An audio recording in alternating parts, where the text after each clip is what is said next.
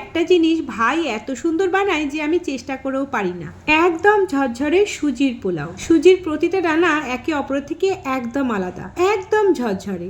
আর এটা কি শুধু খাবার, আমরা যারা 90s কিড তাদের কিন্তু ছোটবেলার জড়িয়ে আছে এই খাবারের সাথে। জানি তোমরা উপমা টুপমা অনেক কিছু বলবে, কিন্তু আমাদের কাছে এটা ঝরঝরে সুজির পোলাও, যেটা টিফিনে মাঝে মাঝেই মারা বানিয়ে দিত। আজকে হঠাৎ ওই সুজির পোলাওটা খেতে ইচ্ছা হয়, ঝটপট বানিয়ে নিলাম। প্রথমে চিনেবাদাম ভালো করে ভেজে নিয়ে শুকনো লঙ্কা, কারি পাতা আর কালো সর্ষে ফোড়ন দিয়ে পেঁয়াজ কুচি, আলু, গাজর, ক্যাপসিকাম সব কুচি করে দিয়ে দিয়েছি। একটু ভাজা ভাজা করে লবণ দিয়ে ঢেকে রেখেছি নরম হয়ে যাওয়া পর্যন্ত। নরম হয়ে গেলে মোটা দানার সুজি দিয়ে ভালো করে ঘি দিয়ে ভেজে সুন্দর গন্ধ বেরোলে জলের ছিটা দিয়ে ঢেকে রেখেছি।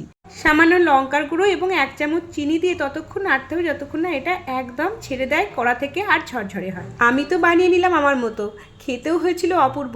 তবে আমার মনে হয় ভাইয়ের সুজির পোলাওটা আরও খানিক ঝরঝরে হয়। তোমরা কি বলো?